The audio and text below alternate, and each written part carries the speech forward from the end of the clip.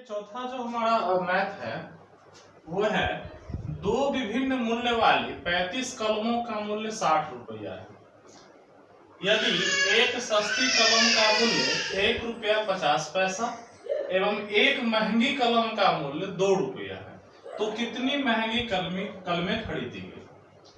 कहने का मतलब क्या है कि हम किसी दुकान में गए और कुछ सस्ता और कुछ महंगा कलम खरीदा, ठीक है। कुल कलम हमारे पास 35 आया और हमको 60 रुपया देना पड़ा। यदि एक सस्ता कलम 1.5 रुपया में था और एक महंगा कलम 2 रुपया में था, ठीक है, तो हमको ज्ञात करना है कि कितनी महंगी कलम खरीदी गई। लेकिन एक समझ लीजिए कि कितना सस्ता कलम खरीदा गया और कितना महंगा कलम खरीदा गया, यानी कितना कितना खरीदा गया। टोटल खरीदा गया 35, वो तो बता दिया गया। रुपया भी 60 लगा, वो भी बता दिया गया।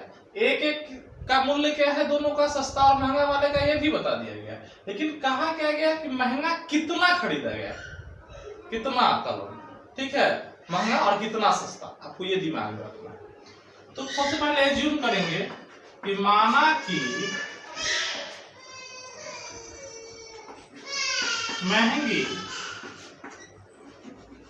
कलम की संख्या बराबर x, लेकिन जो हमको निकालना है उसको हम क्या मान लेंगे, x।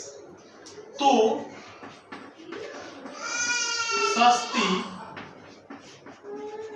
कलम की संख्या बराबर क्या हो जाएगी, अच्छे हो जाएगी। दोनों मिला के कितना कलम है, 35 कलम है। तो यदि महंगा कलम x है तो सस्ता कलम कितना होगा, 35 माइनस x। क्लियर है कि दोनों मिला के 35 ही है ना। मान के चलिए अगर 15 कलम महंगा वाला रहता तो दूसरा कितना हो जाता, 20 हो जाता ऑटोमेटिक, क्योंकि 35 में से 15 घटाया तो 20 हो जाता। एक अनुमान हमने बताया। तो 35 में से क्या करेंगे, महंगा वाला घटा देंगे तो सस्ता वाला आ जाएगा। अब प्रश्न से देखिए,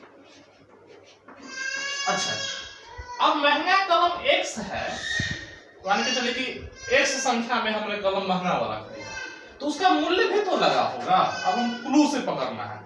तो एक महंगा कलम का मूल्य कितना है, 2 रुपया।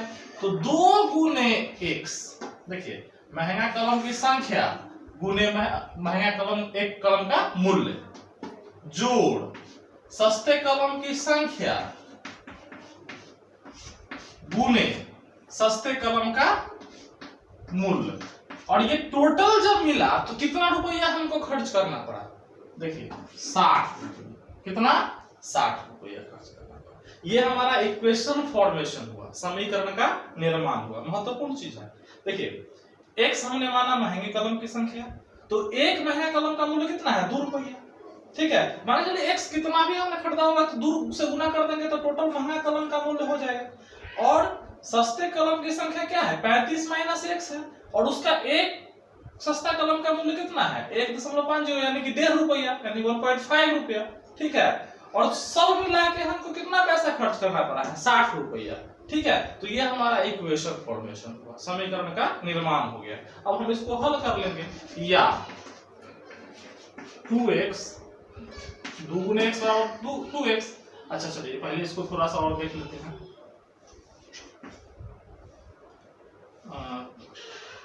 35, अच्छा एक काम कीजिए, 35 माइनस x, इसको थोड़ा सा कर लीजिए कि यदि हम 1.5 को कैंसिल करते हैं, दशमलव इसमें से दशमलव को कैंसिल करते हैं तो 5 तिहाई 15 और 5 दूने 10, यानी कि यहाँ पर क्या आ जाता है, 3/2 बराबर कितना, 60। चलिए इसको फिर हल करते हैं।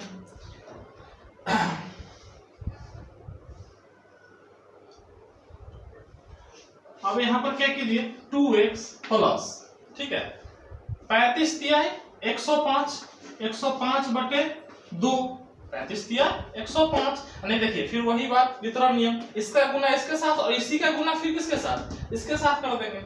माइनस 3 का गुना x के साथ तो कितना, 3x बटे 2 बराबर कितना, 60, ठीक है। अब देखिए या इसके बटे में यदि 1 मान लेते हैं तो सबका एलसीएम कितना होगा, 2 होगा। कितना होगा, 2। तो 1 से 2 में 2 2 दूनी 4x प्लस 2 से तो एक ही है, तो 105 माइनस 3x बराबर कितना 60। इतना को थोड़ा सा ध्यान, यहाँ पर थोड़ा सा कैलकुलेशन है और कोई दिक्कत नहीं है। बाकी इधर हम देखते हैं। अब देखिए 4x में से 3x गया, देखिए ये -3x है, ये 4x है, तो 4x में से 3x गया तो क्या लिखेंगे हम x प्लस 105 बराबर, अच्छा ये 2 इधर आ जाएगा तो क्या हो जाएगा, भाग में 2 है, इधर आएगा तो क्या हो जाएगा, गुना में 2 हो जाएगा, तो 60 दूनी डायरेक्ट लिख दे 120। देखिए 60 को ये इधर 2 जाएगा तो क्या हो जाएगा, गुना में आप लिख भी सकते हैं, एक स्टेप बढ़ा दीजिएगा 120। इसलिए x बराबर 120 माइनस 105। देखिए प्लस में था, इधर जाएगा तो क्या हो जाएगा, माइनस में हो जाएगा। 120 में से 105 गया तो कितना 15। अतः हम कह सकते हैं, ठीक है, कि महंगे कलम की संख्या क्या थी 15, यानी कि महंगा कलम कितना था। अतः महंगे कलम की संख्या बराबर 15। अच्छा यहीं पर यदि हम पूछ दे कि सस्ता कलम कितना था, अरे टोटल कलम जब 35 है तो महंगा 15 आ गया, तो सस्ता वाला कितना होगा 20 कलम होगा। ठीक है, आप इसको अच्छे से समझ के नोट डाउन करिएगा। ठीक है, कुछ अपना भी प्रयास कीजिएगा पहले सॉल्व करने का, वीडियो पॉज कर करके एक एक स्टेप को समझिएगा कैसे सॉल्व किया है, कहीं परेशानी हो तो आस्क।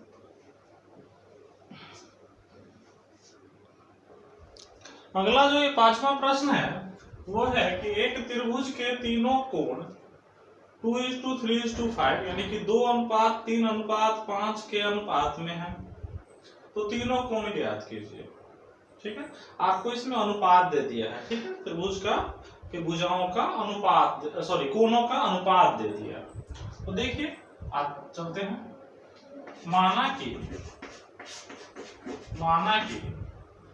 त्रिभुज की तीनों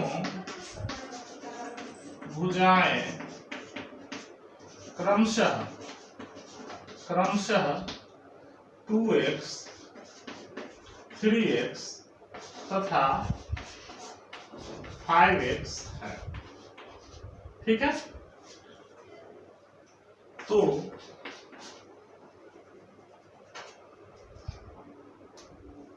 हम लिख सकते हैं, हम जानते हैं कि त्रिभुज के तीनों कोणों का योग कितना होता है।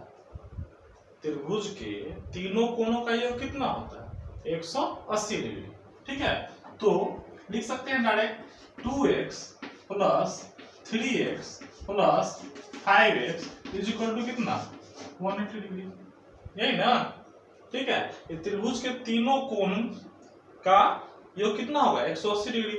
चलिए, या बिंदु 5 5 10x बराबर 180, इसलिए x बराबर 180/10।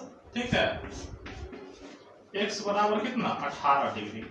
ये तो x की वैल्यू आई। अब हम तीनों भुजाओं को निकालेंगे। ठीक है, अतः पहली भुजा बराबर कितना था 2x, तो 2 गुने 18 यानी कितना 36 डिग्री। दूसरी भुजा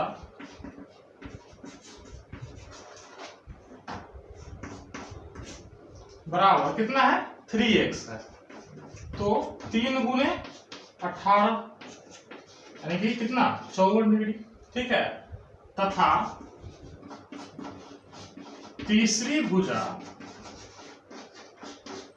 बराबर 5x यानी कि 5 गुने 18 यानी कि 18 × 90 डिग्री। इस प्रकार यदि किसी प्रश्न में आनुपातिक व्यवस्था दी हुई हो कोणों की, तो आप उसको x तीनों कर लेंगे 2x 3x 5x। ठीक है, और हम त्रिभुज का जो ये है प्रॉपर्टी है, गुणधर्म है, उसके अनुसार से ये आपको खुद से लगाना होगा, तभी आप मान निकाल पाएंगे कि त्रिभुज के तीनों कोणों का योग कितना होता है 180 डिग्री। ठीक है, आप एक चीज यहाँ पर थोड़ा सा एरर हो गया, उसको आप सुधार लेंगे, ठीक है, कि यहाँ भुजाएं नहीं कोण है, क्या है, कोण है, ठीक है। तो तीनों कोण का मान कितना 180 डिग्री होता है, ठीक है। तो तीनों कोणों का योग का मान 180 डिग्री, तो तीनों कोण को क्या करेंगे, जोड़ देंगे और इस तरीके से x का मान निकाल लेंगे, फिर उसके बाद x के वैल्यू को पुट करके तीनों में, और आप अन्य कोण ज्ञात कर लेंगे, ठीक है।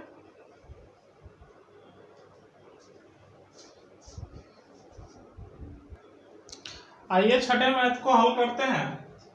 प्रश्न है, बिल्लू के पास 1 रुपए, 2 रुपए एवं 5 रुपए के कुल 160 सिक्के हैं, जिनका कुल मूल्य 300 रुपया है। यदि 2 रुपए के सिक्कों की संख्या 5 रुपए के सिक्कों की संख्या के तिगुनी हो, तो उसके पास प्रत्येक प्रकार के कितने सिक्के हैं।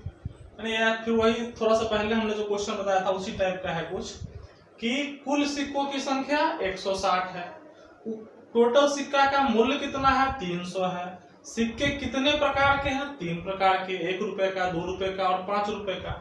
सवाल सिर्फ इतना है कि कौन सा सिक्का कितना है, कौन सा सिक्का कितना है, जो गिनती में तो 160 पूरे, लेकिन उसका पूरा वैल्यू 300 रुपया हो जाए, ठीक है। और अब क्लू क्या है हमारे पास, देखिए एक क्लू भी है कि 2 रुपए के सिक्कों की संख्या 5 रुपए के सिक्कों की संख्या की 3 गुनी है, लेकिन 5 रुपए के सिक्कों की संख्या की 3 गुनी है, कौन, 2 रुपए का सिक्का। तो मानेंगे क्या, सबसे पहले हम सबसे पहले मान लेंगे 5 रुपए के सिक्कों की संख्या, ठीक है। हल करते हैं, माना कि 5 रुपए के सिक्कों की संख्या बराबर कितना, x। सबसे पहले 5 रुपए, तो बताइए 2 रुपए के सिक्के की संख्या कितना होगा,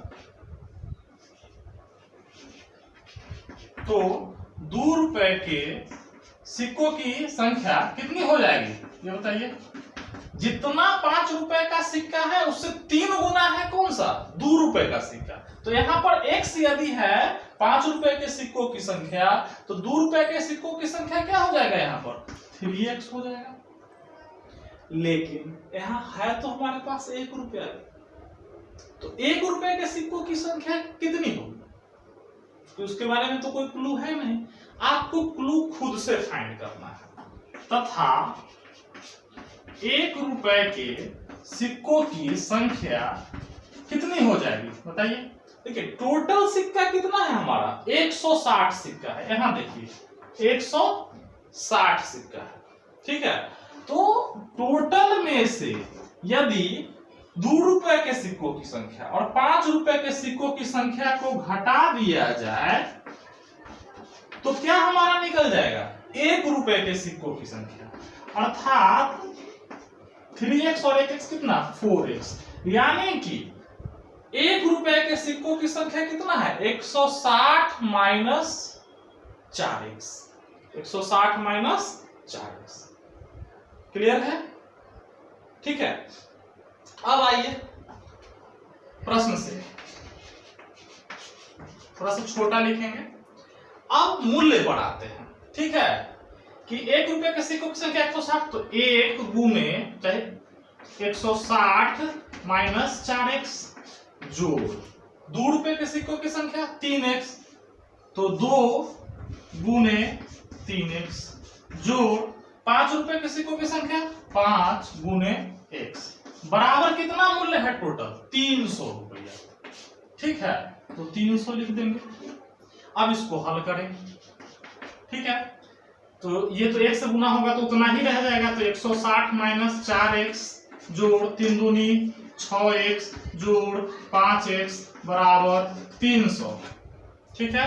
या देखिए यहाँ 6 5 11, 11x प्लस में है, क्यों, दोनों प्लस में है, तो 6 5 11x हो गया, और ये माइनस में है, तो 11x में से 4x गया तो कितना बचा, 7x, ठीक है। तो 160 जोड़ 7x बराबर कितना 300। देखिए ये तीनों को हमने, अच्छा ऐसे भी अगर हम आपसे पूछते कि -4 + 6 और +5 कितना होता, सर प्लस से कितना होता, क्यों? क्योंकि आमदनी 6 5 11 रुपया हो गया और कर्जा जो है 4 रुपया है, तो हमारे पास आमदनी बचा ना 7 रुपया जी। ठीक है, चलिए आगे बढ़ते हैं। अब देखिए ये 160 इधर जाएगा, चूंकि ये भी अचर पद है, ये भी अचर पद है, तो 7x यानी 7x बराबर 300 - 160, या चलिए इधर नहीं लिखते हैं, थोड़ा सा इधर जगह बना लेते हैं। ठीक है, यहां तक आप उतार लेंगे इसको। ठीक है, तो 7x बराबर हो जाएगा क्या 300 में से 160 शून्य, ठीक है, 10 में से 6 गया 4, ठीक है, 2 में से 1 गया 1, 140। इसलिए x बराबर हो जाएगा 140/7, कितना बार में 20 बार में। x बराबर कितना 20, यानी कि x कौन था 5 रुपए, तो 5 रुपए के सिक्कों की संख्या कितना हो गया 20 वो सिक्का 5 वाला था। अच्छा आप कोई पूछेगा 2 के सिक्कों की संख्या, तो आप निकाल दीजिएगा, क्योंकि जगह नहीं है तो आप लिख लीजिएगा कि 2 रुपए के सिक्कों की संख्या बराबर कितना 3x, यानी कि 3 गुने x की वैल्यू क्या है 20, यानी कि कितना 60। ठीक है, क्लियर। 1 रुपए के सिक्कों की संख्या कितनी है, तो 160 - 4x, तो अब आप लैंग्वेज फिर लिख लीजिएगा कि 1 रुपए के सिक्कों की संख्या बराबर 160 - 4x, तो 160 - 4x मतलब 20 चौक 80, तो 80, यानी कि आपके 3 हल हो गए, यहाँ यहाँ और यहाँ, यानी कि इसका आंसर हुआ कि 5 रुपए के सिक्कों की संख्या बराबर x थी, तो x का मान 20, यानी कि 5 रुपए के सिक्के 20 थे, 2 रुपए के सिक्के 3x थे, यानी कि 60 हुए। ठीक है, और 1 रुपए के सिक्कों की संख्या 160 - 4x हमने एज्यूम किया था, माना था, तो उसका मान जब हमने निकाला तो ये हो गया आपको 160 में से 80 गया तो 80। ठीक है, तो ये 5 वाले सिक्के की संख्या, ये 2 वाले सिक्के की संख्या और ये 1 वाले सिक्के की संख्या। ठीक है, अब थोड़ा सा लैंग्वेज छूट गया है जिसको आप लिख लेंगे। ठीक है, ओके।